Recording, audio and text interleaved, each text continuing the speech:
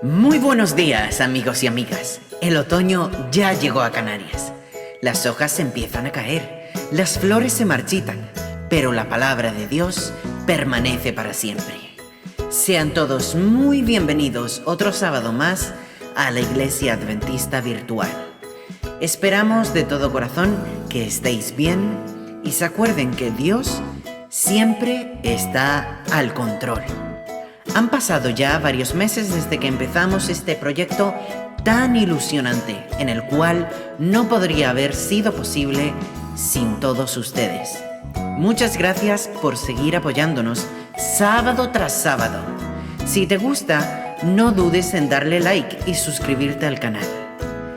Es nuestro deseo que disfruten del programa de hoy. ¿Estáis listos? ¿Sí? Vale. Pues comencemos.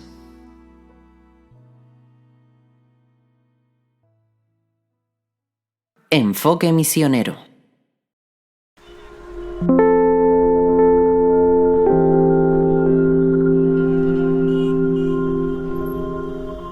Debemos entrar en la comunidad para conocer sus necesidades, trabajar con ellos y sus ideas. Les preguntamos cuál es su opinión, qué piensa, así que trabajamos de acuerdo a sus expectativas.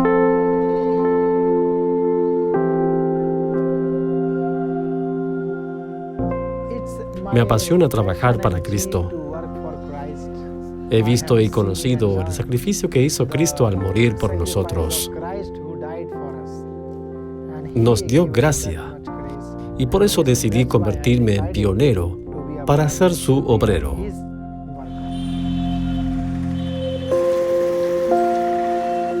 En este lugar no se ha terminado la obra. El mensaje adventista no llegaba, así que decidí venir a esta área. En esta época no había nadie que pudiera enseñar acerca del mensaje de los 3 ángeles. Cuando vi la necesidad de esta ciudad, decidí comenzar a trabajar. Solo hay que mezclarse con ellos, hacerse su amigo, invitarlos a cenar. Así hemos hecho un círculo de amigos. Cuando la gente ve trabajadores comunitarios, nos aprecian, quieren unirse a nosotros, quieren estrechar nuestras manos. Hemos decidido trabajar por estas personas y ahora tenemos reuniones con ellos.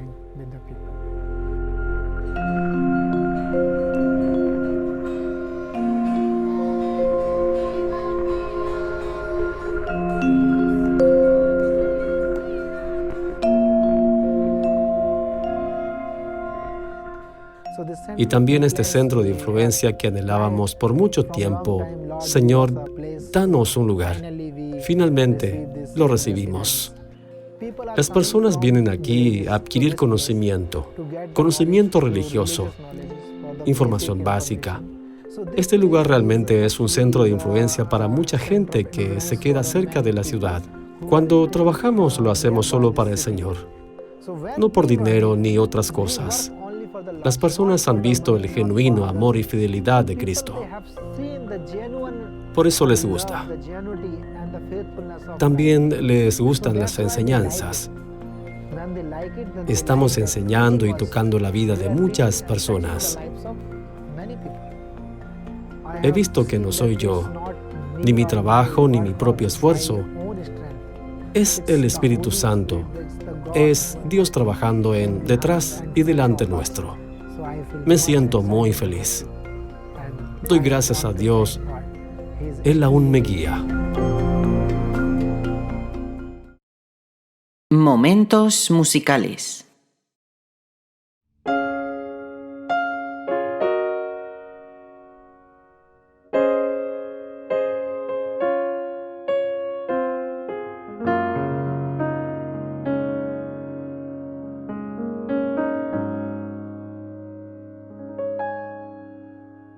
Existen tantos amores en la vida,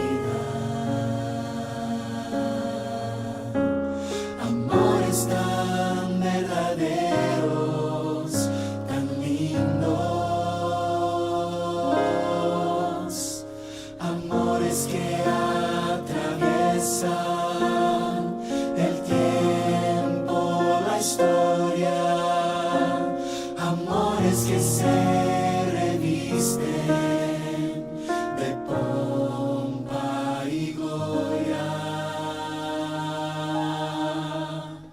mas nunca hubo, tampoco habrá amor así tan singular, amor tan indescriptible que ningún artista ya logró pintar, pues fue amor escrito con sangre, amor ya concebido en dolor, dolor de abandono, dolor de rebeldía atroz. Fue ese amor escrito con sangre que nos libró de muerte eterna, y todo fue pagado. La cruz fue la señal.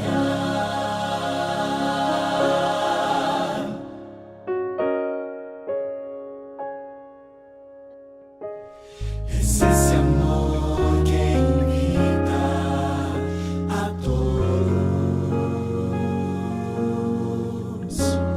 incluso a quienes se encuentran indignos por tanto fallar en la vida, por tantas heridas, por todo lo que han sufrido, su fe se ha ido. Pero ese amor puede sanar y al caído levantar. Jesús nos promete vida, con su muerte Él nos puede restaurar. Pues fue amor escrito con sangre, amor ya concebido en dolor, dolor de abandono, dolor de rebeldía atroz. Fue ese amor escrito con sangre que nos libró de muerte eterna, y todo fue pagado, y todo fue pagado, y todo fue pagado. La cruz fue la señal.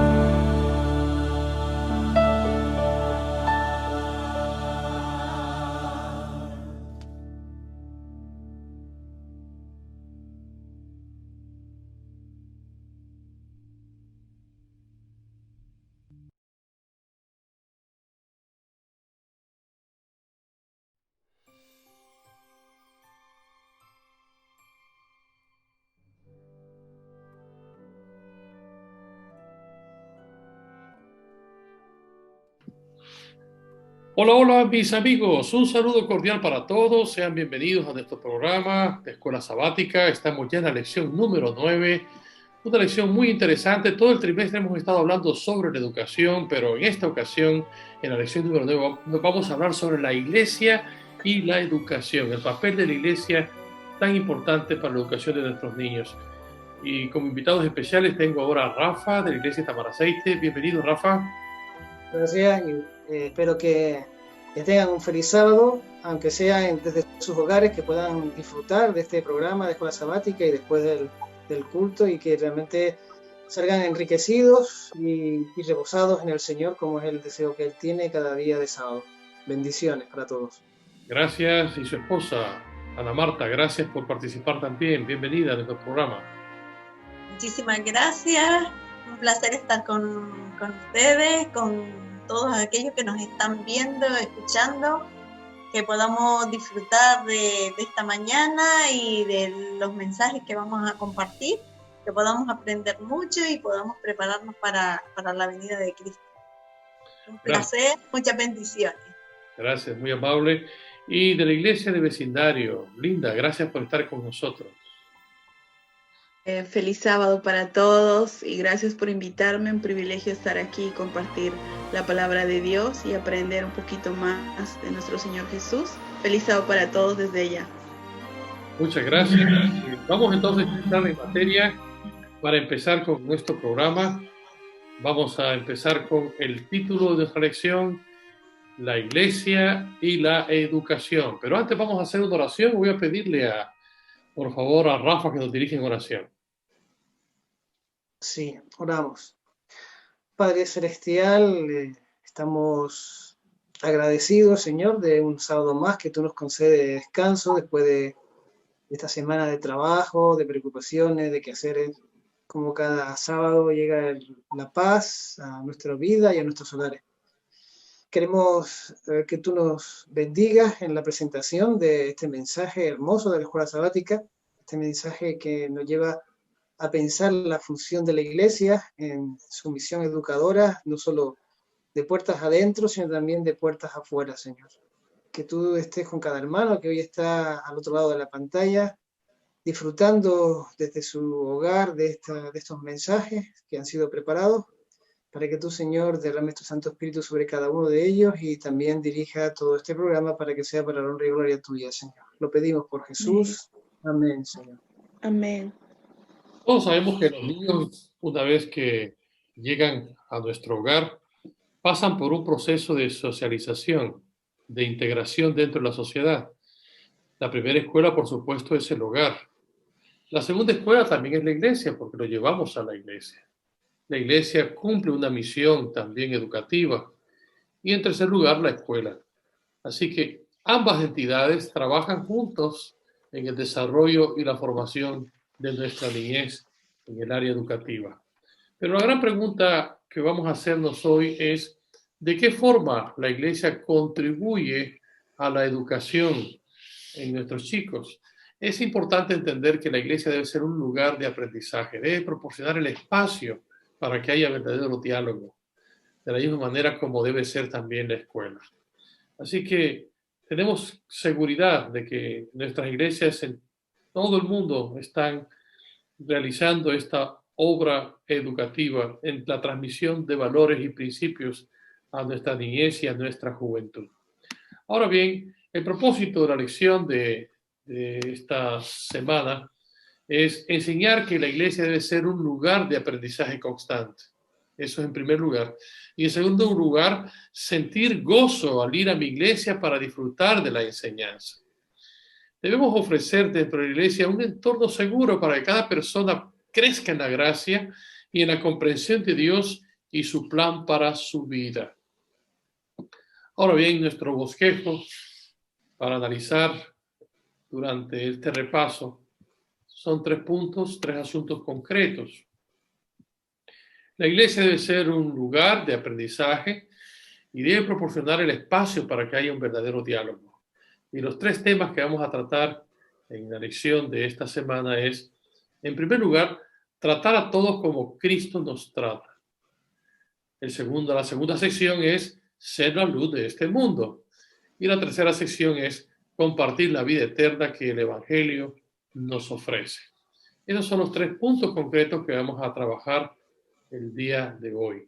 Vamos a empezar con el primero de ellos, tratar a todos como Cristo nos trata. Y hoy en esta lección vamos a ver aquí esto ilustrado con una parábola donde se ve la actitud de cómo debemos de tratar a los demás. La regla de oro, tratar a los demás como nos gustaría ser tratados, ¿verdad? Tratar a todos como Cristo nos trata a nosotros. Y en esta sección hay una pregunta importante que quiero que Ana Marta nos ayude a desarrollarla y trabaje con nosotros y nos comparta lo que ha analizado sobre este asunto. De acuerdo a Lucas capítulo 10, de los versículos 30 al 37, nos habla de esa parábola del buen samaritano. La pregunta es, ¿qué cuestión quiso plantear Jesús con esta historia? ¿Qué debería formar parte de toda verdadera educación? Esas son diríamos, las preguntas para que dialoguemos. Bueno, Ana Marta, gracias por estar con nosotros. Puedes entonces comenzar a desarrollar esta primera sección. Bueno, pues como vemos, la base de esta pregunta es sobre la verdadera educación cristiana.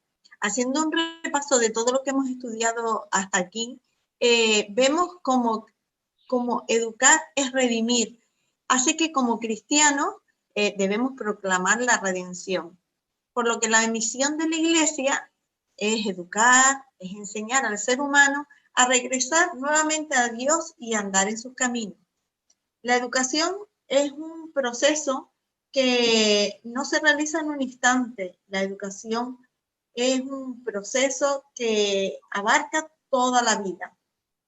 Ahí entra la misión educadora de la Iglesia, no solamente a los miembros de Iglesia, sino también con la sociedad. El fin es llevar, o sea, conducir a las personas de las tinieblas del error a la luz de la palabra de Dios y rescatarlas a través de la educación y hacerles entender que Jesús murió por todos y a pesar de las circunstancias por las que estén pasando, por las que estén viviendo, pueden andar en victoria. Antes de pasar a la pregunta en cuestión, quiero contarles una pequeña historia, una pequeña anécdota. Y bueno, pues la verdad que es muy, muy elocuente esta historia y nos va a hacer entender mejor pues, la pregunta en cuestión. Se cuenta de un rabino que estaba dando clase y estaba ante sus alumnos. Estos se encontraban así medio dormidillos y estaban un poquito traspuestos, entonces él quiso espabilarlos haciéndoles una pregunta, ¿no? Y les dijo, a ver, alumno, me gustaría saber cuándo termina la noche y comienza el día. Entonces, uno de los alumnos levantó la mano y le dijo, Rabí, ¿será cuando se nota la diferencia entre una higuera y un olivo? Y el rabí le dijo, no. Entonces otro alumno levanta la mano y le dice, Rabí, ¿será cuando se nota la diferencia entre una oveja y una cabra? Bueno, la cuestión está que varios alumnos dieron sus respuestas y después de estas respuestas, pues el rabí contesta, alumnos, uno sabe que ha terminado la noche y ha comenzado el día cuando uno puede mirar una cara que nunca había visto antes y reconocer al extraño como un hermano. Hasta ese momento, no importa cuán brillante sea el día, todavía es de noche. Vamos a ver, la explicación que dieron los alumnos no es que estuviera mal, era una explicación real y cierta, ¿no? Cuando uno llega al amanecer del día es cuando realmente ve y diferencia las cosas. Puede diferenciar un olivo de una higuera y una cabra de una oveja. Pero eso era una aplicación literal. Y el rabino lo que quería era ir más allá. El rabino quería darle una aplicación espiritual. Cuando nos llega la luz de Cristo, quería más o menos explicarle, reconocemos, vemos, actuamos, cómo, o sea, toda esta forma de transmitir a los demás, de cómo los reconocemos, cómo los vemos y cómo los actuamos, hace que nosotros veamos a las personas de manera diferente. Hace que las veamos como Cristo las vería. Así que cuando andamos en oscuridad, no vemos aquellas cosas que Cristo desearía que viéramos nosotros en aquellas personas. Con la luz de Cristo resplandece en nosotros el amor, por lo tanto nuestra forma de actuar y de ver a las personas es diferente. En Lucas, en el capítulo 10, en los versículos del 30 al 37, ya introduciéndonos en la pregunta, se nos habla de la parábola del buen samaritano. Y bueno, el contexto nos dice que un experto en la ley pues se presenta ante Jesús para ponerlo a prueba, ¿no? Y le pregunta, Maestro, ¿qué es lo que tengo que hacer para heredar la vida eterna? Y entonces Jesús, bueno, antes de que Jesús le conteste, él le dice, ¿qué he de hacer para heredar la vida eterna? Porque es que en la ley pone que tengo que amar a Dios por encima de todas las cosas y a mi prójimo como a mí mismo, ¿no? Y entonces, pues, Jesús le dice, bueno, pues haz tú lo mismo y así vivirás. Entonces, como que no se quedó muy convencido y le dijo, bueno, ¿y entonces quién es mi prójimo? Entonces Jesús aprovechó esta pregunta para explicar quién era el prójimo. Y entonces le dice, un judío bajaba a Jerusalén y bueno, unos ladrones lo asaltaron y bueno, pues en ese asalto lo malhirieron, ¿no? Y lo dejaron bien malito, ¿no?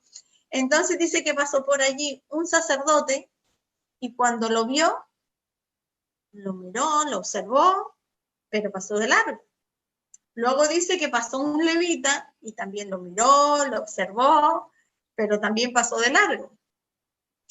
Y bueno, ambos, tanto el sacerdote como el levita, eran de su misma cultura, de su misma casta. Supuestamente eran hombres de Dios, conocedores de la ley y conocedores de las escrituras, ¿no?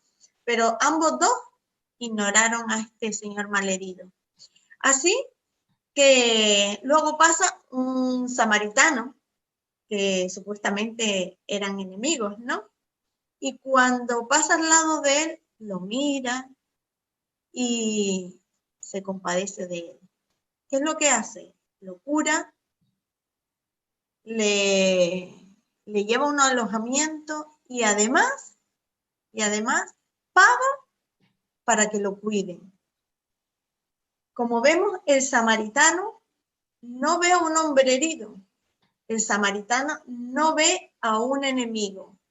Aquí el samaritano está viendo a un hombre que necesitaba ayuda y estaba viendo a un hombre que necesitaba amar. ¿Qué nos quiso enseñar Jesús con esta historia? Explicando que quién es el prójimo y que debería formar parte de la verdadera educación cristiana.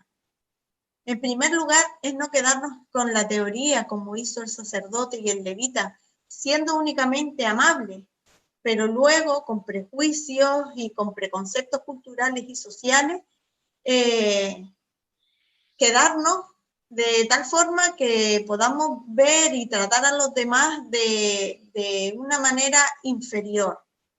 En el libro Reflejemos a Jesús, en la página 244, extraí unas líneas que dicen así: Cristo nos ha dicho que la religión pura es el ejercicio de la compasión, la simpatía y el amor en el hogar, en la iglesia y en el mundo. Siempre hemos de recordar que somos representantes de Cristo y que hemos de compartir las bendiciones que nos otorga, no con los que nos la pueden devolver, sino con los que apreciarán los dones que satisfarán las necesidades temporales y espirituales. Y en el libro Palabras de Vida del Gran Maestro, en la página 316-317, extraje esto. Dice, podemos aseverar ser seguidores de Cristo, podemos afirmar que creemos toda la verdad de la palabra de Dios, pero esto no beneficiará a nuestro prójimo a menos que nuestra creencia penetre en nuestra vida diaria. Ninguna práctica egoísta puede servir a la causa de Cristo, porque Cristo dio su vida para salvarnos. El amor es la base de la piedad. Lo que se necesita es que esté el amor de Cristo en el corazón y esto te lleve a ayudar y a beneficiar a otros. Concluyendo, en la tarea educadora, nosotros debemos ver al ser humano en su necesidad, en su estado de tiniebla espiritual y traerlo a la luz del Evangelio y del conocimiento de Dios. Debemos ver seres por quienes Cristo murió y cuyos pecados cargó en la cruz, pagando un precio infinito. La verdadera educación cristiana es, pues, sin prejuicio y sin preconcepto. Es darle a las personas el valor que Dios les concede, porque pagó el mismo precio por todo. Y todos valemos exactamente lo mismo. La verdadera educación cristiana no la encontramos en dogmas ni en tradiciones, sino en la palabra de Dios, en la Biblia.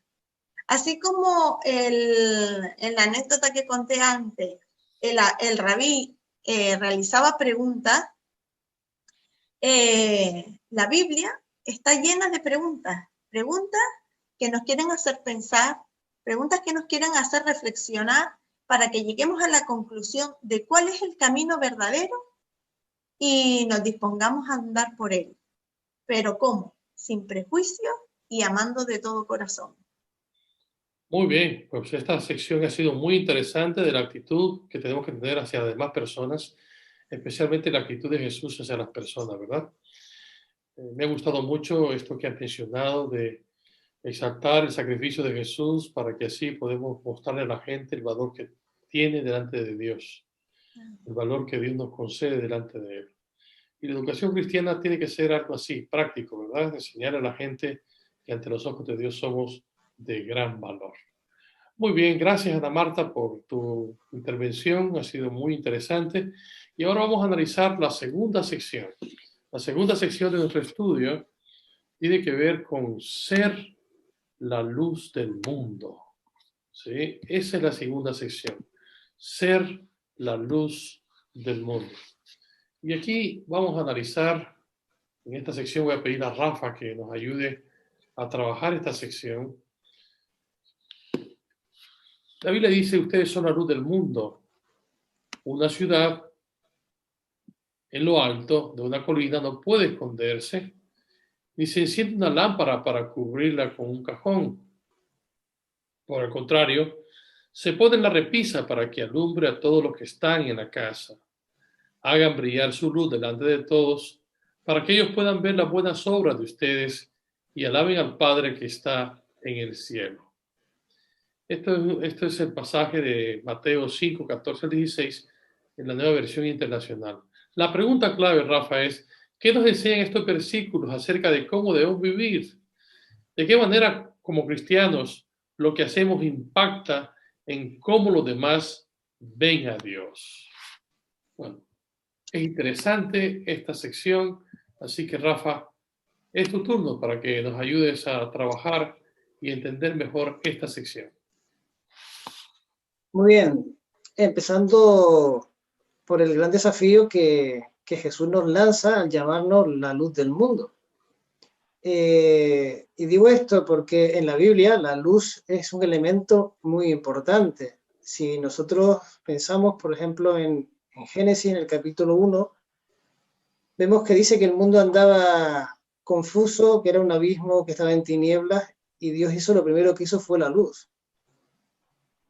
Y cuando Juan, en el capítulo 1 de su Evangelio, retrata a Jesús como la vida, y que la vida se encarnó y dice que la vida era la luz de los hombres, está diciendo que Jesús es la luz.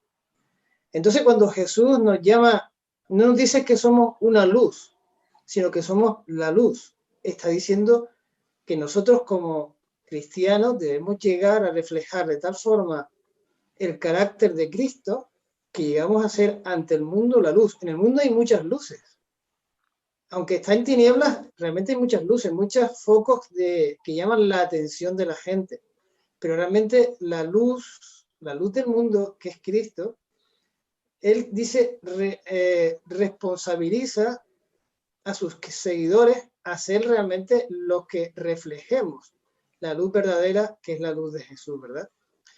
En el texto que acabas de leer, que se encuentra en Mateo, yo encuentro que hay dos cosas. Por un lado, él habla de la ciudad que está construida, edificada sobre una montaña, y cómo la luz que se enciende no se pone debajo de una mesa, debajo de un cajón, un almud, dice algunas versiones, porque así es inútil. Entonces yo, dentro de estas dos figuras que Jesús utiliza, veo dos aplicaciones sobre el cristiano. Por un lado estaría lo que somos o lo que llegamos a ser, y por otro lado estaría lo que hacemos.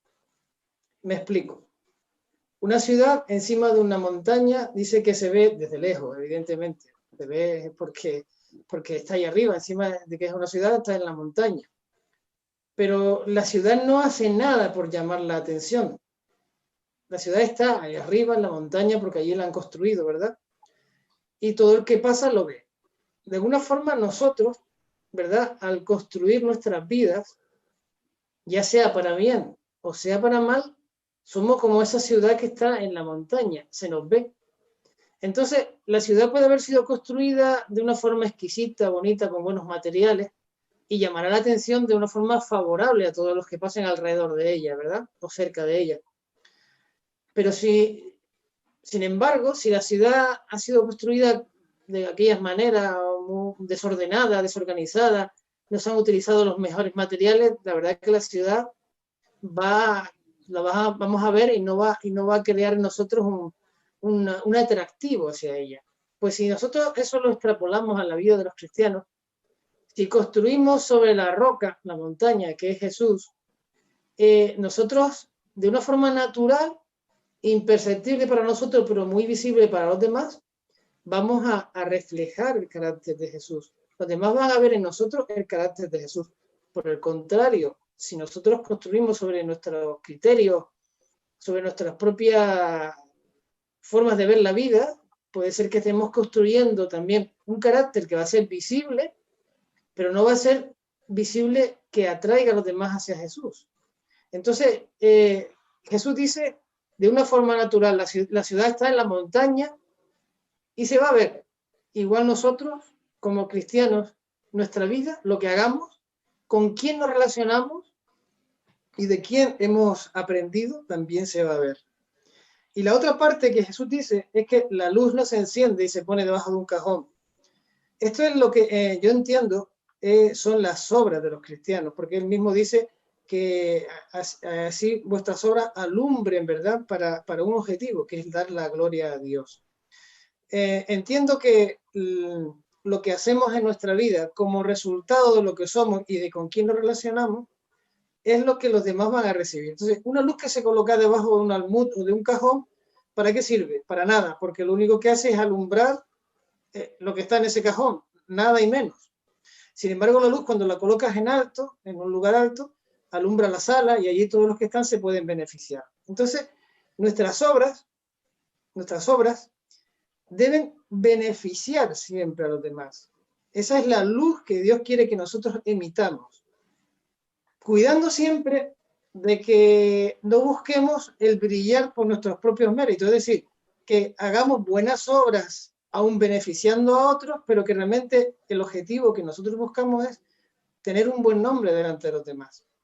Cuando Jesús habla de su ministerio, él dice que él vino a dar testimonio del Padre y a glorificar al Padre, y él era la luz, y sus obras servían para dar gloria al Padre.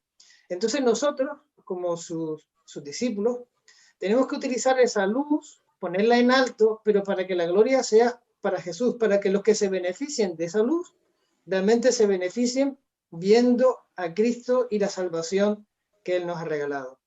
Entonces, y resumiendo, entiendo que Jesús nos compara con la luz del mundo, lo cual es un privilegio y una responsabilidad grande, y que debemos edificar nuestro carácter en Jesús para que de forma natural otros puedan ver en nosotros a Cristo y nuestras obras puedan servir siempre de beneficio a los que nos rodean.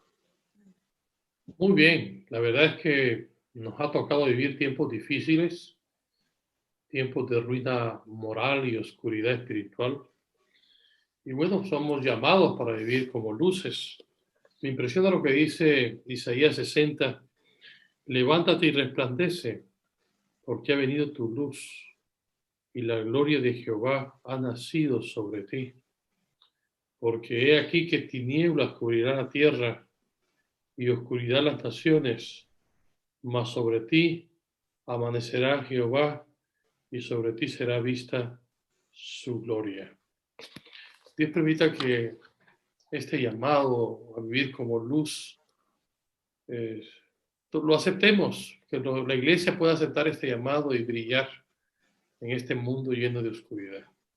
Gracias, Rafa. Ha sido una sección bien desarrollada. Aprecio mucho.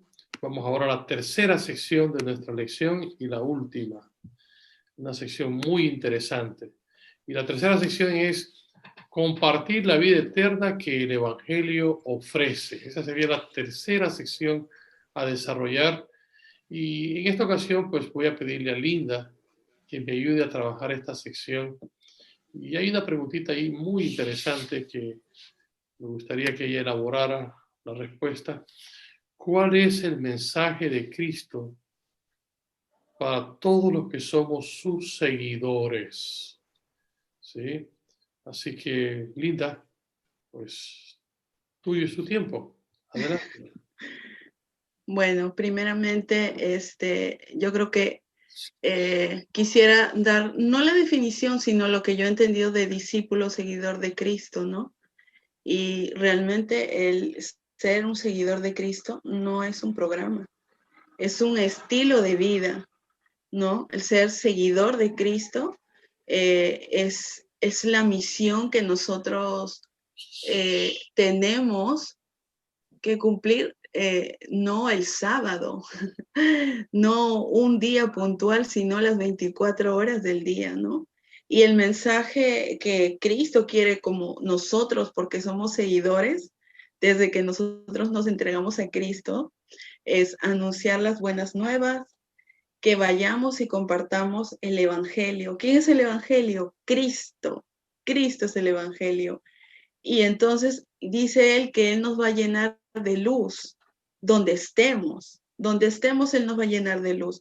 Y también él nos va a dar bendiciones por nuestra fidelidad. Y a mí me gusta porque en Efesios, en Efesios 1:3, que los que tengan ahí su Biblia lo van a leer. No lo voy a leer, pero a mí me gusta mucho porque ahí dice bendiciones espirituales. Me encanta eso, me encanta. Entonces, esos son los 4 puntos. Y a mí me gustó mucho algo que dice en esta parte de la lección, que dice, como discípulos de Jesús, hoy debemos asegurarnos de que Jesús sea siempre el centro de nuestra comunión y adoración. O sea, que tenemos que tener una relación estrecha con Cristo Jesús. Entonces, hay 2 ejemplos que a mí me encantaron, que los discípulos, Mateo, Marcos, Juan, Andrés, todos ellos tuvieron esa experiencia, ¿no? Se encontraron con algo maravilloso, con Cristo, y cuando se encontraron, pues, tuvieron nuevas creencias. ¿Por qué nuevas creencias? Porque en ese tiempo tenían una forma de una religión un poco muy monótona, muy superficial, yo podría decirlo así, si nosotros hemos leído la palabra de Dios. Y a mí la verdad, una religión muy triste, y que en el tiempo de hoy tengamos cuidado con eso, ¿no? Con esa clase de religión tradicionalista. Entonces, pero ellos, Jesús vino a cambiarles sus nuevas creencias, ¿no? Les abrió los ojos, nuevas vivencias que ellos vivieron con Jesús, esos milagros maravillosos que Jesús hizo. Y entonces Jesús les enseñó, hablemos de Cristo, ¿no? De lo que Él ha hecho en mi vida, cómo Él ha impactado en mi vida.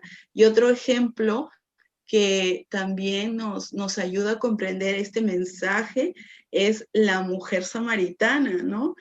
Cuando se encontró con Cristo, supo que que era el Mesías, Jesús la convenció, y entonces a ella no le importó su reputación, ¿Y qué hizo ella? Fue al pueblo corriendo seguramente y dijo, mire, encontré al Mesías. Y entonces, o sea, ha debido ser algo lindo, ¿no? Porque uno cuando se encuentra con Cristo, le importa cualquier cosa, y ella es lo que hizo, ¿no? Y a mí me encanta eso, ¿no? Que ella fue y les dijo y les habló de Jesús, no le importó si quizá alguien le decía, pero tú, o sea, ¿tú qué haces aquí, no? Porque ella no era una mujer muy bien vista en donde ella vivía.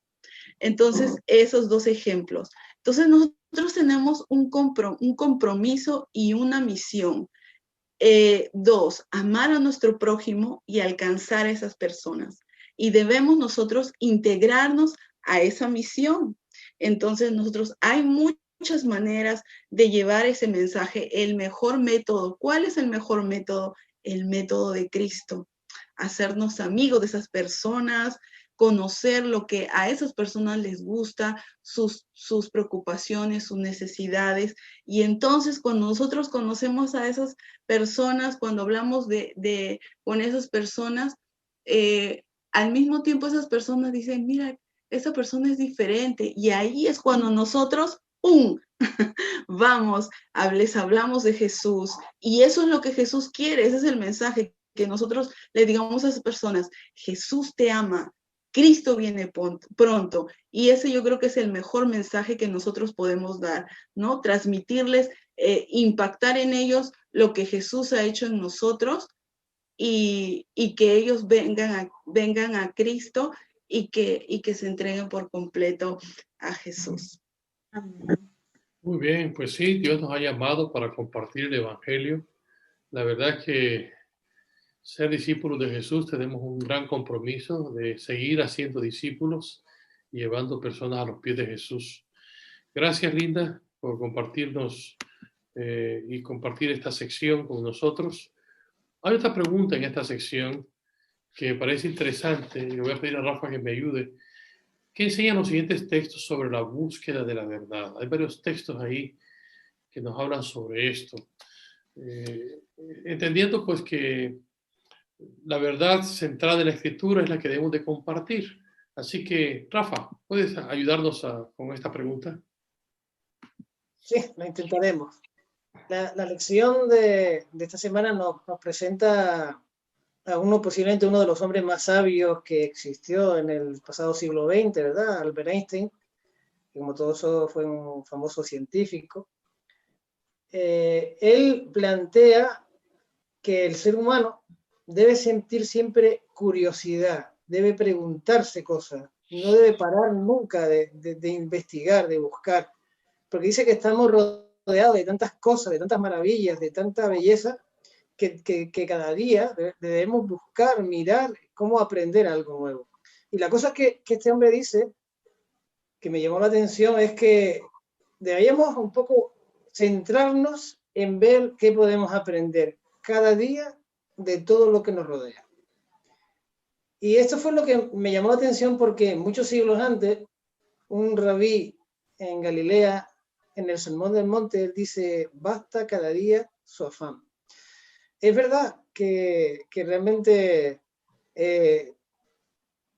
hay muchas cosas que aprender, muchas cosas que investigar, pero Jesús dice, basta cada día su afán. Si somos capaces de incorporar a nuestra vida un aprendizaje nuevo cada día, nuevo y bueno, pues estaremos en el progreso correcto en cuanto a la búsqueda de la verdad. Y en cuanto a los textos que la lección nos plantea, ¿verdad? Sabemos que hay mucha gente que hoy va buscando la verdad. Algunos la encuentran y otros encuentran una verdad, pero no les interesa, cambian y siguen buscando otra. Algunos, como Pilato, cuando Jesús estuvo ante él, antes de ser crucificado, incluso se mostró escéptico acerca de que existiera una verdad. Él pregunta, ¿verdad? ¿Y qué es la verdad? Como diciendo, cada cual tiene su verdad, pero no es verdad. Hay una verdad absoluta, ¿no? Que es la que los textos de hoy nos van a un poco dirigir. Yo esos textos los encuentro como una especie de cadena que se enlaza y que nos va dirigiendo hacia no solo la búsqueda, sino hacia el hallazgo de la verdad. Entonces, analizando los textos que seguramente hemos leído todos en esta semana, vemos como Jeremías dice que podemos establecer el primer pilar acerca de la búsqueda de la verdad. Dice, me hallaréis porque me buscaréis de todo vuestro corazón.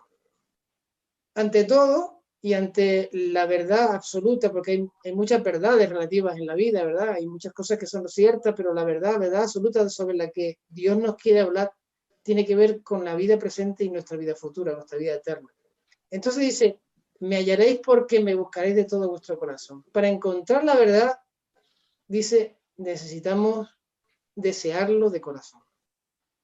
En Mateo 7 sería el segundo paso a dar en esa búsqueda. Si la deseamos, Jesús nos invita a que pidamos, a que oremos, a que la busquemos, porque dice que todo el que pide y recibe, el que llama se le da, ¿verdad? Entonces, primero, debemos desearla de corazón. Segundo, debemos pedirla al único que puede darnos, la verdad. En Hechos 17, del 26 y 27, dice que que el Señor nos puso en este mundo con el propósito de que busquemos a Dios. En definitiva, la verdad, ¿por qué buscar a Dios? Porque la verdad solamente está en Dios. Y el Salmo 25 habla de la persona que tiene el deseo de ser enseñado en los caminos de Dios. Vamos viendo el progreso, ¿no? Vamos viendo cómo primero desearlo, segundo pedirlo, después el entender que eso que pedimos es buscar a Dios, ser enseñado en los caminos de Dios, y ya llegamos al Evangelio de Juan, en el que el capítulo 16 dice que hay una gente que nos va a enseñar la verdad. Esa gente no es otro que el Espíritu Santo. Y esa verdad, según se registra en Juan 17 y 17, no se encuentra en otro lugar, sino en la palabra de Dios. Jesús dice, santifícalos en tu verdad, tu palabra es la verdad. Por tanto, vemos que aunque hay muchas verdades a nuestro alrededor, solo hay una verdad absoluta que nos lleva al reino de los cielos, que es el conocer a Dios, el guardar sus mandamientos y el seguir en sus enseñanzas. Muy bien, pues yo creo que la educación cristiana nos debe conducir siempre a encontrar respuestas al estudiar la Biblia, ¿no es cierto? Al estudiar la palabra de Dios. Esas famosas preguntas, ¿quiénes somos? ¿Por qué estamos aquí? ¿Cómo debemos vivir? ¿Qué pasa cuando morimos? ¿Por qué hay tanta maldad y sufrimiento en el mundo?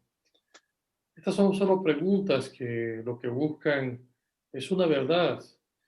Y bueno, pues los registros bíblicos nos pueden dar respuestas fantásticas a estas preguntas. Es bueno que nosotros volvamos a la Escritura, porque ahí tendremos la buena nueva de la redención y los mensajes que el Señor tiene para nosotros para aclararnos esas preguntas que están allí en nuestro corazón. Gracias, Rafa, por tu intervención y estamos llegando prácticamente al final de nuestra lección. Prácticamente estamos ya ahora concluyendo y vamos a la conclusión de nuestro estudio. Y en esta conclusión quisiera pedirle a Linda que matice los últimos puntitos. En 1 Tesalonicenses 2, 6 al 8, dice la Biblia, antes fuimos tiernos entre vosotros como la nodriza que cuida con ternura a sus propios hijos. Tan grande es nuestro afecto por vosotros que hubiéramos querido entregaros no solo el Evangelio de Dios, sino también nuestras propias vidas, porque habéis llegado a sernos muy queridos. Qué texto más interesante, ¿no? Me gusta esta ilustración de una nodriza que cuida con ternura a sus propios hijos. Linda, ¿qué enseña Pablo que podríamos y deberíamos reflejar en nuestras escuelas y en nuestras iglesias? Una pregunta interesante a manera de conclusión. Quisiera que elaborar respuestas a esta pregunta. Linda, adelante. Claro que sí, pastor. Bueno, yo quisiera más que nada comentar, por ejemplo, lo que Pablo, la vida de Pablo, dice que Pablo fue un perseguidor de cristianos, pero pasó algo tremendo en su vida que él se encontró con Jesús en Damasco. Y entonces dice que cuando se encontró con Jesús, dice que la luz del Evangelio, que es Cristo Jesús, inundó su vida. Y entonces Jesús entró en su corazón y él se levantó para ser un proclamador de su Evangelio, ¿no? Ahí ya nos está él, Pablo, nos está enseñando, ¿no? ¿Qué es lo que nosotros, cómo nosotros debemos reflejar en nuestra vida personal, en nuestras escuelas y en nuestras iglesias? Y luego, o sea, cuando Cristo lo transformó, él lo que hizo fue escribió, exhortó, nos aconsejó a las iglesias. Nosotros lo podemos ver en los libros que él escribió, todos los consejos. Y lo más lindo es cómo él transmitió se inspiró cada vez que escribía a las iglesias, lo hacía de una manera cariñosa, amorosa, ¿no? Les decía, yo les amo con todo mi corazón, yo daría mi vida por Cristo y también por ellos, y nosotros lo podemos ver, y él dio su vida, aún a pesar de todas las adversidades que él pasó, fue perseguido, fue encarcelado, murió por causa del Evangelio, ¿no? Y a mí, la verdad, a mí me ha sorprendido un hombre que perseverante, con fuerza, con constancia, pero fue porque él caminó con Cristo. Y eso es una de las cosas súper importantes para que nosotros, pues, reflejemos realmente en nuestras escuelas y en nuestras iglesias, ¿no? Entonces, hay 3 puntos que yo lo escribí acá, que para mí son importantes: a compartir la fe, a comprender la vida que hemos recibido de Cristo, porque cuando nosotros recibimos la vida en Cristo, somos totalmente diferentes. Y a compartir la esperanza que llegó a nuestro corazón. La esperanza es Jesús, y qué es lo que nosotros tenemos que transmitir como líderes, como maestros, como maestras, como los que en las escuelas, en las clases, con los niños, con los clubs, porque ahora quisiera enfocarme en todos esos que son parte importante. Y yo, la verdad, yo hoy quisiera darle las gracias a mi madre, porque ella fue mi primera maestra que me encaminó a esta vida cristiana, que yo, la verdad, que estoy muy gozosa, y le doy gracias a mi madre y a mis maestros y a mis maestras que yo tuve el privilegio de estudiar en una escuela adventista. Es un privilegio, a pesar de las adversidades y las dificultades, pero es un privilegio. Y yo podría contarles todas las experiencias, cómo esos maestros, esas maestras impactaron a mi vida. Por eso yo puse aquí 2 preguntas. ¿Qué impacto podemos transmitir nosotros como maestros, como maestras? No solamente los maestros que hoy en estos momentos están con nosotros compartiendo esta lección de escuela sabática, sino también los maestros de escuela sabática de niños, de adolescentes, los que están con los clubs, porque también esta lección es para ellos, ¿no? Entonces, ¿qué es lo que nosotros, cómo estamos impactando? Porque estamos impactando no a cosas, estamos impactando a personas, ¿no? A niños, a jóvenes, y eso es una cosa bien importante. Y esa pregunta que yo les hago, ¿qué impacto podemos transmitir? Es personal. Cada uno de nosotros nos los hacemos personalmente. Y la otra pregunta, ¿de qué manera ayudo a mi prójimo? ¿De qué manera? ¿Cómo? Nosotros podemos decir, bueno, sí, yo quiero, yo amo, pero ¿cómo? Con amor, con cariño, con bondad, sin egoísmo, sin estar por encima de esa persona, sin pisar a esa persona, ¿no? Eso es muy importante, ¿no? Entonces, esto es nuestra misión, es llevar esperanza. Quien es la esperanza es Jesús. Así que tenemos una misión, pidamos al Espíritu Santo que nos ayude a que cambiemos, a que nos dé un corazón entendido, porque realmente estamos en un momento muy crucial de nuestra vida, Hemos pasado durante estos meses, estamos pasando estos meses esta pandemia, y es momento de reflexionar en nuestros hogares, nuestros matrimonios, nuestras familias, a nuestros niños, impactar a este mundo que necesita de Jesús. Quizá a veces nos estamos enfocando mucho, y es importante, no digo que no sea importante las doctrinas, no, es importantísimo, pero estamos dejando a un lado a nuestra relación con Cristo, y eso es bien fundamental para poder enseñar a nuestros niños. El pastor al inicio decía, esta lección ayuda a los niños, a los jóvenes. ¿Y qué estamos haciendo con nuestros jóvenes? Necesitamos orar más, necesitamos que el Espíritu Santo toque esos corazones y haga un reavivamiento total para nuestras familias. Así que todavía hay mucho que hacer. Que Dios nos ayude a dar eso, a hacer luz en medio de las tinieblas, a hacer lluvia que refresca y no gotera continua. Así que yo creo que eso es lo que tenemos que reflejar, el amor de Cristo. Como dice Filipenses 4:13, todo lo puedo en Cristo que me fortalece. Y yo creo que eso es lo que debemos reflejar. Muy bien, Linda, gracias. Pablo decía en Romanos capítulo 8, ¿quién es el que condenará? Cristo es el que murió, el que también resucitó y el que está a la diestra de Dios intercediendo por nosotros.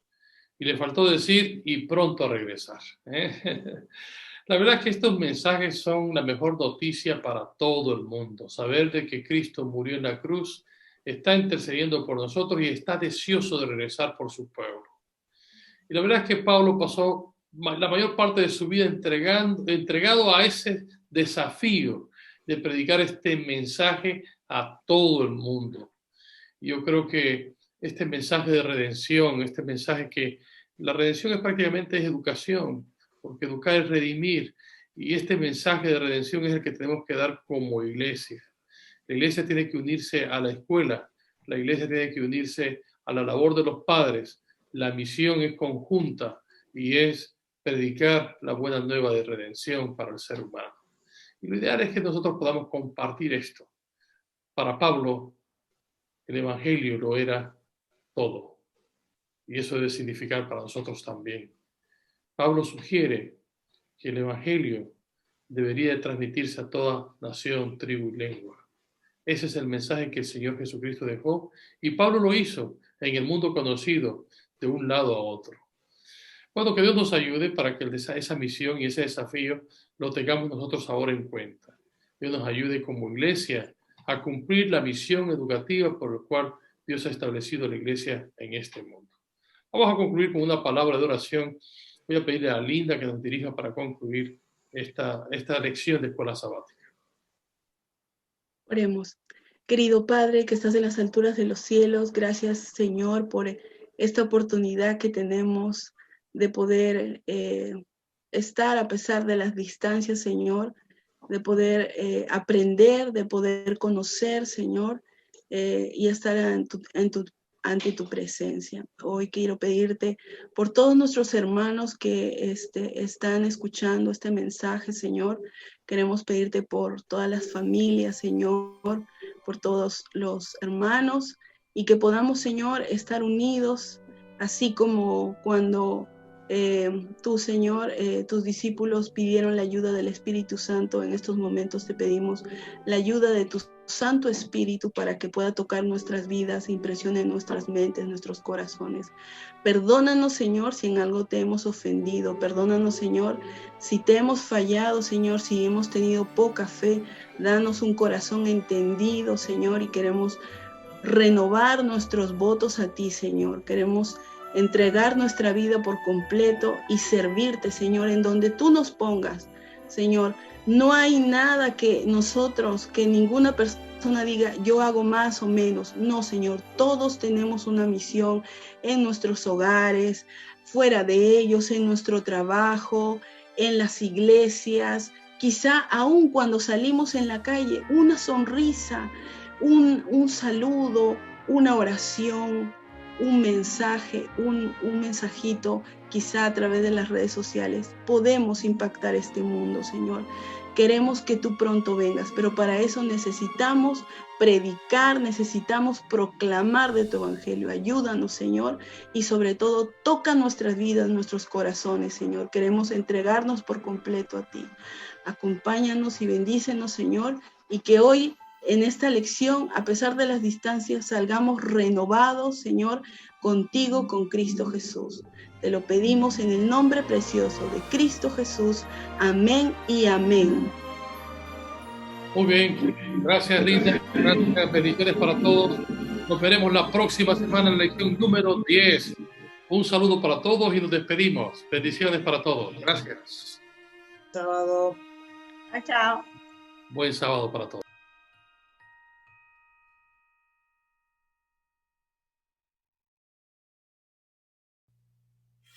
Y ahora continuaremos con una parte muy importante en esta mañana, la historia para los más peques de la casa.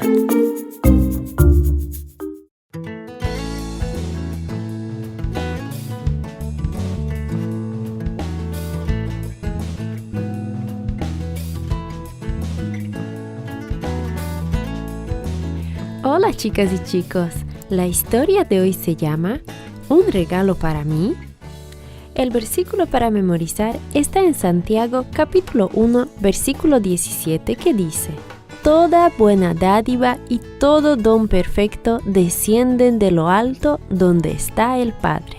El mensaje es: Dios da regalos perfectos y su mejor regalo es Jesús. María estaba tan feliz que no podía dejar de sonreír. Ella amaba a los bebés y su mamá pronto llegaría a la casa trayendo un bebé. La Navidad pasada había recibido una hermosa muñeca bebé como regalo. Ahora tendría un bebé de verdad para jugar y amar. ¡Qué regalo perfecto! Mucho más que su muñeca bebé. Hace muchos años, otra familia estaba muy feliz por el regalo de un bebé especial. ¿Qué piensas que era? María sonrió al pensar en eso. No podía contener la alegría. María tenía un gozo dentro que nadie podía quitar. Muy pronto iba a tener un bebé especial, Cristo el Señor. Desde el momento que el ángel le había dicho, no dejaba de meditar en ello. En primer lugar, quería saber por qué Dios la había escogido a ella. Era cierto que ella y José provenían de la casa de David, y la palabra de Dios decía que el Mesías vendría de esa familia, pero ellos vivían en la ciudad equivocada. El profeta Miqueas había profetizado que el Mesías vendría de Belén, la ciudad de David. Pero José y María vivían en Nazaret. Entonces, una noticia importante llegó a su aldea. El emperador Augusto había decidido tomar un censo. Quería saber cuántas personas vivían en el imperio. Esto significaba que cada familia tenía que ser contada, y todos tendrían que ser registrados en el lugar de los antepasados del padre. Esto significaba que a José le tocaba ir a Belén. Era casi tiempo para que naciera el bebé y Dios había arreglado todo. Su hijo nacería en Belén, tal como el profeta lo había dicho, y precisamente el gobierno requería que fueran a Belén. El viaje fue lento y cansador. Los caminos estaban llenos de viajeros. A veces el polvo se introducía en la garganta de María y se le enrojecían los ojos. Cansados y preocupados, llegaron por fin a Belén. Pero José no encontraba ningún lugar donde hospedarse. Nadie tenía una habitación desocupada. Aún los portales estaban llenos de cansados viajeros. José estaba desanimado. María estaba agotada. Finalmente, un mesero tuvo compasión de ellos. Vio la condición de María y se dio cuenta que está lista para tener su bebé. Lo siento mucho, todas las habitaciones están ocupadas, pero hay un lugar en el establo. Si ustedes... Lo tomamos. Estamos contentos de tener un lugar. Los animales lamían los restos de comida en los pesebres. Masticaban y rumiaban su comida y bufaban y resoplaban. Pero había bastante paja y estaba limpia y seca. Esa noche nació el niño Jesús. María lo envolvió cuidadosamente con la suave manta que había traído de su casa. Lo acarició llena de admiración con todo lo que pasaba. Finalmente lo puso en el pesebre que José había preparado con dulce y limpia paja. María se dejó caer en la cama suave de paja que José había preparado para ella. Nunca antes en su vida se había sentido tan cansada, pero también estaba feliz y contenta. Dios había cumplido su palabra. Le había dado el regalo perfecto. Jesús es también para nosotros el regalo perfecto.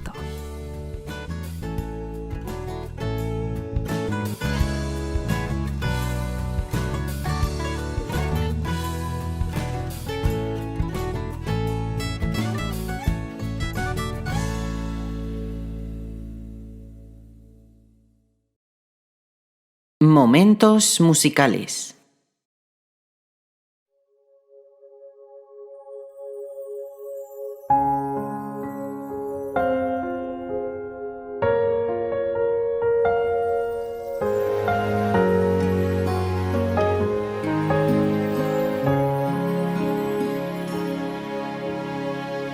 Soñé que fui al cielo y estabas tú allí. Un bello y cristalino mar y calles de oro vi. Los ángeles cantaban cuando alguien te llamó.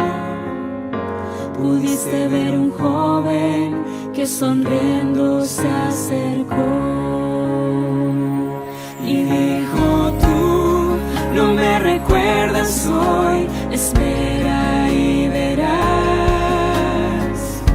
La Biblia me enseñabas tú a mi muy corta edad. Cada semana al comenzar orabas al Señor, y un día en tu oración yo le di mi corazón.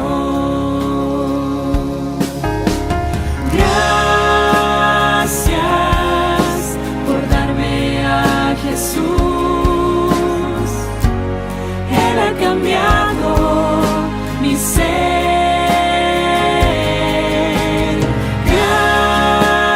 Gracias por darme a Jesús. Gloria a Dios que así fue.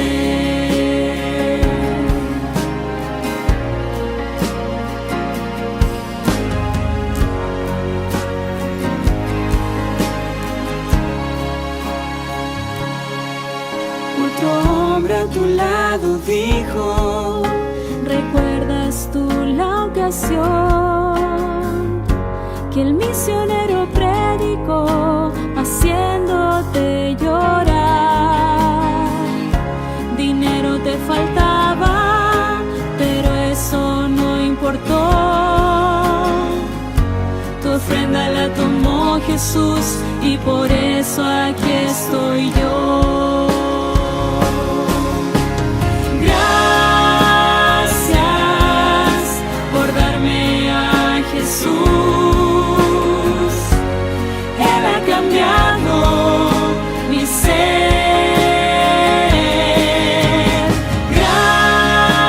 Gracias por darme a Jesús. Gloria a Dios que así fue. Muchos vi venir para contigo hablar, los que Dios tocó con su generosidad. Cosas hechas con amor que el mundo ignoró, y del cielo ante Dios con gozo proclamó. Sé que allá en el cielo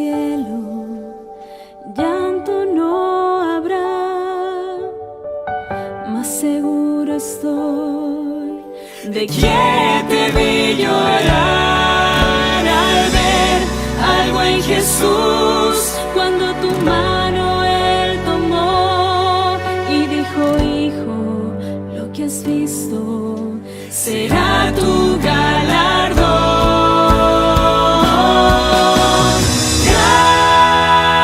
Gracias por darme a Jesús. Él ha cambiado mi ser.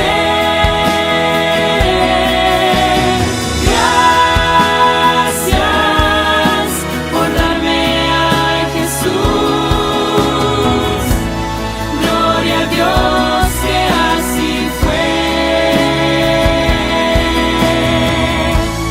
Gloria a Dios que así fue.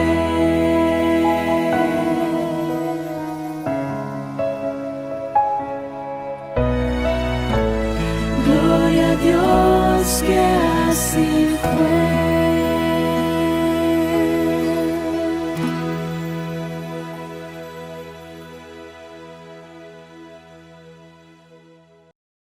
Momentos de oración.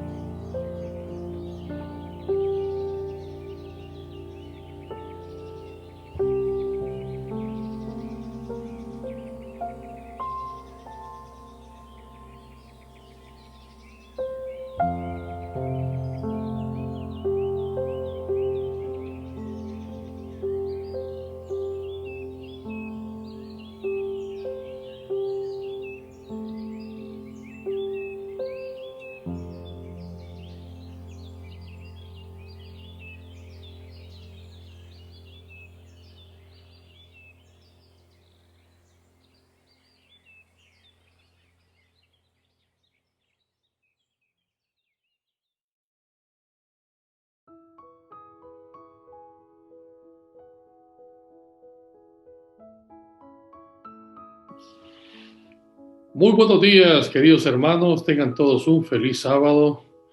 Me place poder dirigirme a vosotros un sábado más, especialmente para aquellos que todavía no pueden venir a la iglesia. Este mensaje va para vosotros Y hoy el mensaje es un mensaje de gratitud al Señor, un mensaje de acción de gracias, especialmente por lo que Jesús hizo por nosotros para salvarnos. Quiero invitarte a abrir la epístola de los Efesios en el capítulo 1. Vamos a leer de los versículos 1 al 8. Pablo, apóstol de Jesucristo por la voluntad de Dios, a los santos y fieles en Cristo Jesús que están en Éfeso. Gracia y paz a vosotros, de Dios nuestro Padre y del Señor Jesucristo. Bendito sea el Dios y Padre de nuestro Señor Jesucristo, que nos bendijo con toda bendición espiritual en los lugares celestiales en Cristo, según nos escogió en Él antes de la fundación del mundo, para que fuésemos santos y sin mancha delante de Él. En amor, habiéndonos predestinado para ser adoptados hijos suyos por medio de Jesucristo, según el puro afecto de su voluntad, para alabanza de la gloria de su gracia, con la cual nos hizo aceptos en el amado, en quien tenemos redención por su sangre, el perdón de pecados, según las riquezas de su gracia, y que hizo sobreabundar para con nosotros en toda sabiduría e inteligencia. Vamos a orar para pedir la bendición de Dios sobre esta reflexión. Cariñoso Dios y nuestro Padre Celestial, gracias por esta epístola, la epístola de los Efesios, la reina de las epístolas. Gracias por este mensaje, un mensaje donde Pablo da gracias a Dios en primer lugar por su apostolado, da gracias a Dios por los hermanos de ahí, de esa ciudad en Éfeso, y da gracias a Dios por las bendiciones espirituales en Cristo Jesús. En esta hora queremos analizar esas bendiciones de la gracia de Dios y queremos pedirte que nos bendigas ahora que vamos a introducirnos en este estudio. Quédate con nosotros, Señor, te lo imploramos en el nombre de Jesús. Amén. Muy bien, hermanos, como siempre, tengo una presentación en PowerPoint para que la presentación sea un poquito más clara.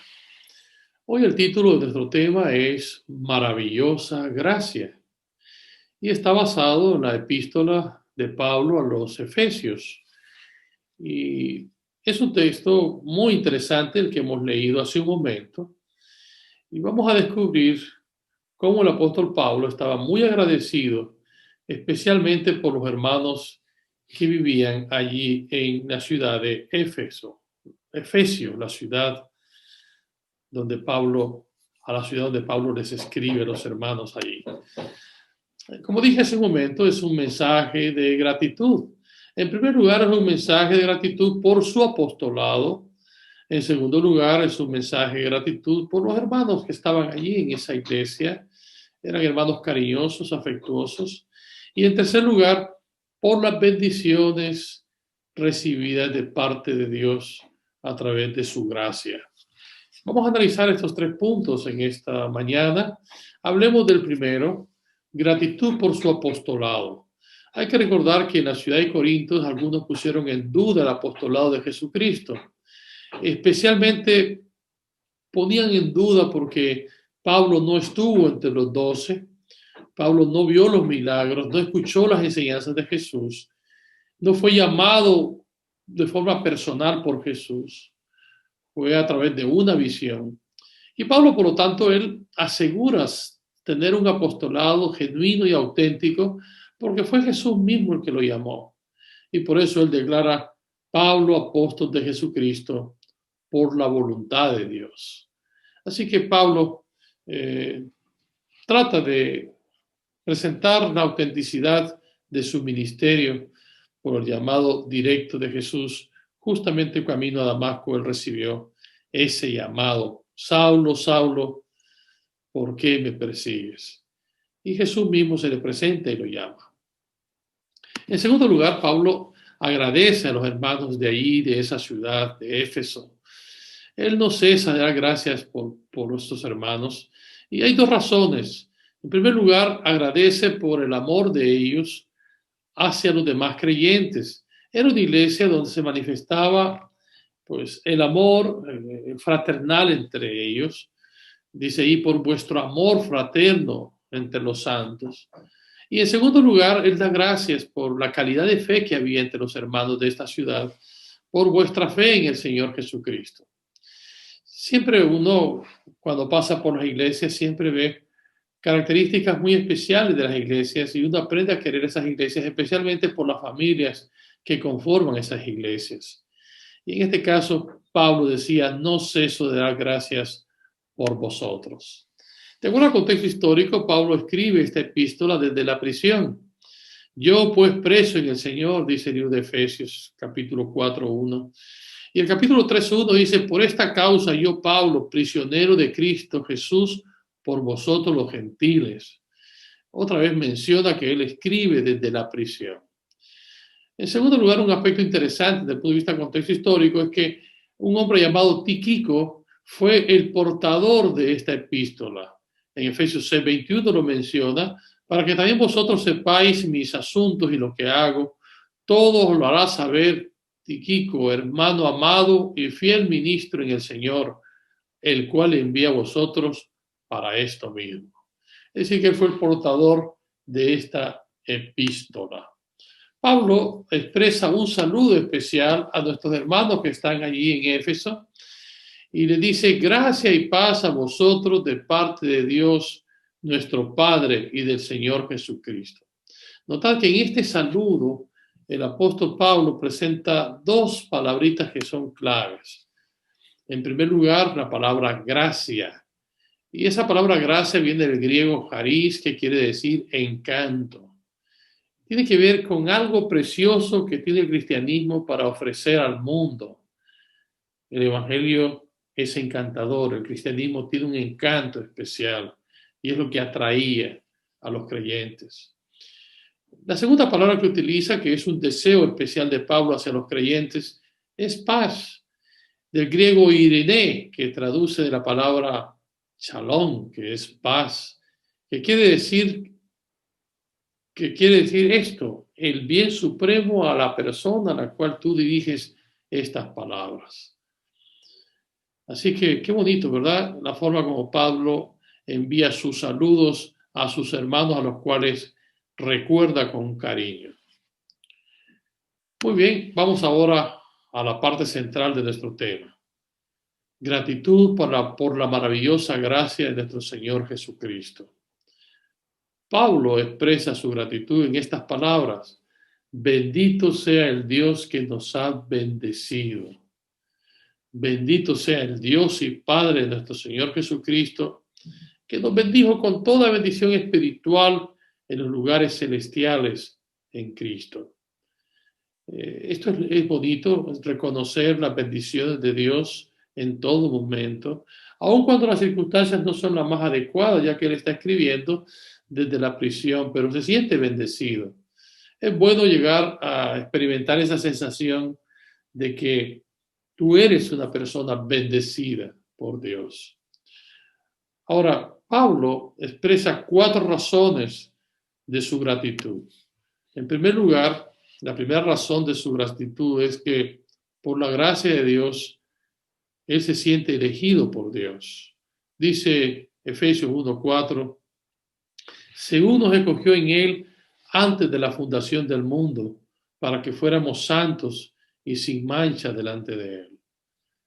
La verdad es que yo soy también una persona muy agradecida, porque por su gracia he sido elegido para ser un ministro suyo. Fui escogido de hace muchos años atrás. Yo me entregué al Señor a los 17 años y no olvido ese momento especial. Siento que Dios me escogió de entre muchas personas en un barrio malo, de pandillas, un chico pues con sensibilidad espiritual siempre la he tenido, pero descarriado. Y doy gracias a Dios que me escogió. Me escogió para ser un hijo suyo, seleccionado para ser santo y sin mancha. Es interesante que Dios siempre nos llama para un fin. Dios tiene propósitos para nosotros. Ninguno de nosotros estamos por casualidad. Él nos ha llamado porque tiene un plan para nosotros. Esta elección es un acto de generosidad de Dios y porque Dios tiene un propósito especial para mí. Y yo creo que también para ti. Es cuestión de que tengas la sensibilidad para tratar de percibir cómo Dios te llama. El libro de Romanos 8:28 ha sido uno de mis textos favoritos por muchos años, porque, bueno, hay cosas que me han pasado que en algún momento quizás no las entiendo, pero después, cuando pasa el tiempo y medito en ello, me doy cuenta que Dios tiene planes para mí. En Romanos 8:28 dice, y sabemos que los que aman a Dios, todas las cosas les ayudan a bien. Esto es a los que conforme a su propósito son llamados. Yo creo que el propósito de Dios, como dice el texto, es que uno sea santo, que es decir, apartado para el servicio de Dios y además irreprensible, intentar de hacer las cosas bien, alcanzando la excelencia y la virtud. Dios nos ayude a cumplir el propósito por el cual hemos sido llamados. Porque así como yo he sido llamado a ser ministro, probablemente también Dios te ha llamado a ti para algo especial y tienes que descubrirlo. La segunda razón de la gratitud de Pablo es que él daba gracias porque él se sentía como adoptado por Dios como hijo. Dice el texto en el versículo 5, por su amor nos predestinó para ser adoptados hijos suyos por medio de Jesucristo, según el puro afecto de su voluntad. Qué bonito, ¿verdad? Saber que hemos sido predestinados para ser adoptados. Es bonito lo que dice Pablo, primero porque nos llamó, nos eligió y ahora porque nos ha elegido para ser hijos suyos. Volviendo otra vez a Romanos 8:28, ahora vean lo que dice el 29, porque a los que antes conoció, también los predestinó para que fuesen hechos conforme a la imagen de su Hijo, para que sea el primogénito entre muchos hermanos. Y a los que predestinó, a estos también llamó, y a los que llamó, a estos también justificó, y a los que justificó, a estos también glorificó. Qué bonito lo que Pablo dice. Dios tiene planes para mí, Dios tiene planes para ti, y te ha adoptado para que seas miembro de la familia de Dios. Algunos textos interesantes que hablan de esta adopción, por ejemplo, Gálatas capítulo 4, del 4 al 6, dice, pero cuando vino el cumplimiento del tiempo, Dios envió a su Hijo, nacido de mujer y nacido bajo la ley. Todo con un propósito, para redimir a los que estaban bajo la ley, a fin de que recibiésemos la adopción de hijos. Cristo vino para que tú seas hijo de Él. Y por cuanto sois hijos, Dios envió a vuestros corazones el espíritu de su Hijo, el cual clama, Abba Padre. Abba Padre, lo hemos dicho en esta semana, significa papito. Somos parte de una gran familia y eso nos convierte en hermanos. Como hemos dicho esta semana, linaje suyo, somos, en Él vivimos, nos movemos y somos. Él nos ha redimido a fin de que recibiésemos la adopción de hijos. Y Juan lo dice, ¿verdad? Y a todos los que le recibieron, les dio potestad de ser llamados hijos de Dios, y eso somos. La tercera razón por la cual Pablo está muy agradecido es porque su gracia nos ha redimido, y gloria a Dios. Pablo dice en Efesios 1:7, en Él tenemos redención por su sangre, el perdón de sus pecados según las riquezas de su gracia. En Jesucristo hay redención. Él dio su vida en rescate nuestro. Él pagó el precio. Dice la Biblia, habéis sido comprados por precio. Glorificad a Dios en vuestro cuerpo, el cual no es tuyo, sino que es de Dios. Así que hemos sido redimidos, hemos sido perdonados de nuestros pecados por la sangre preciosa de Jesús. ¿Qué significa esa palabra redimir? Esta palabra redimir se usa para un prisionero de guerra o un esclavo. Por ejemplo, un prisionero de guerra que era liberado o un esclavo con el cual alguien pagaba la deuda y lo dejaba libre. Y esto se aplica a Dios para con nosotros, porque Él pues, nos ha dado liberación. el continuo rescate que Dios otorga a su pueblo en los tiempos de prueba. Gloria a Dios, porque fuimos prisioneros o esclavos del pecado y el Señor nos ha liberado. Así que la palabra redimir significa eso. Significa liberar a una persona de un castigo cuando se entiende que es incapaz por ella misma de hacerlo. Y eso es lo que Cristo ha hecho por nosotros. Nos ha redimido, nos ha liberado, nos ha restaurado.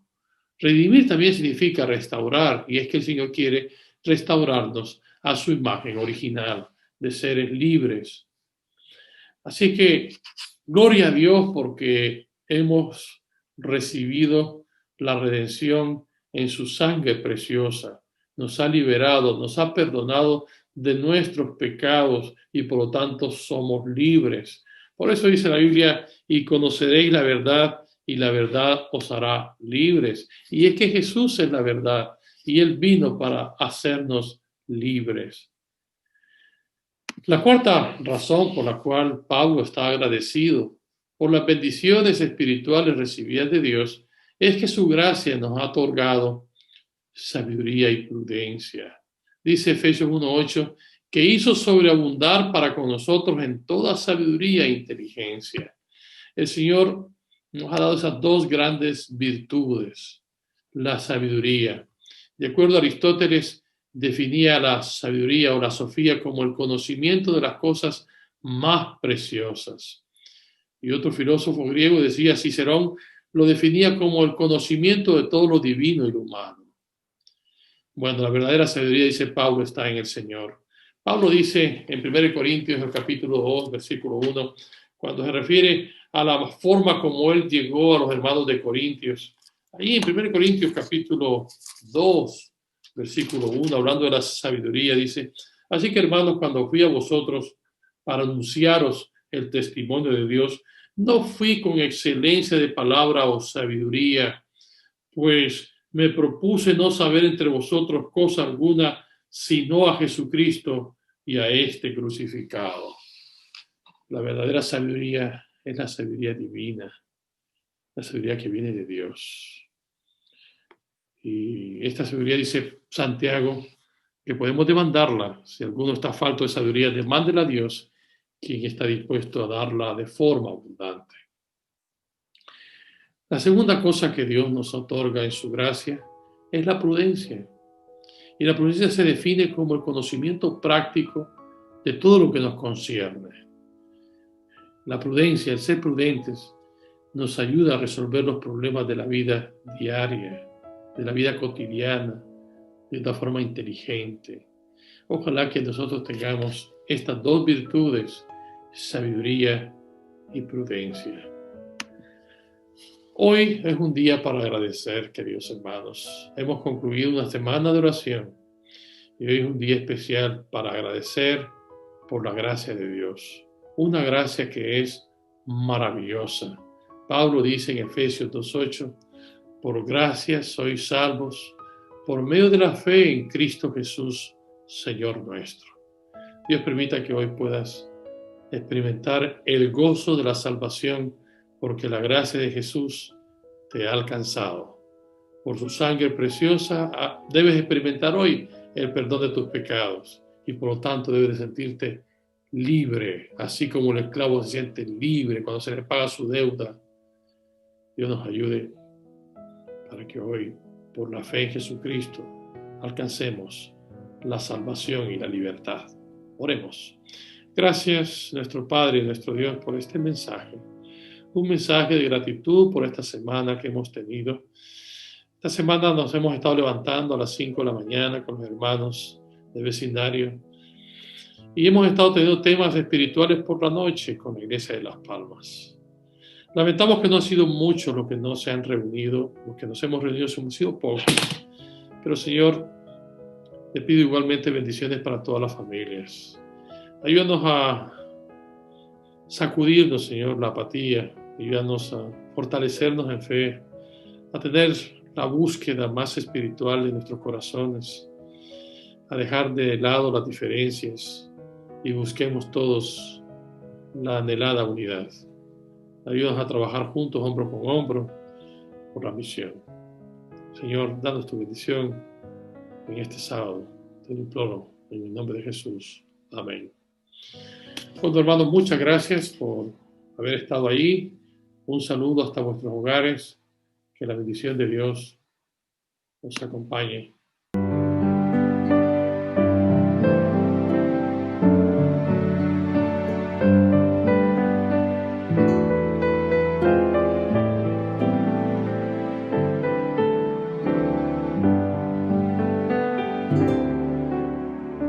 Padre amado, te agradezco por tus planes, grandes sueños tienes para mí. Tú me guías por las sendas de esta vida, a tu lado nada faltará. Yo te amo más que a todo. Si estoy débil, tú eres fuerte y a mi lado estás. Te agradezco, Padre amado, porque unes nuestras vidas a tu corazón. Padre amado, te agradezco por tus planes, grandes sueños tienes para mí. Tú me guías por las sendas de esa vida, a tu lado nada faltará. Yo te amo más que a todo. Si estoy débil, tu gran fuerza nunca fallará. Por tu gracia te imploro que transformes hoy mi vida con tu bendición.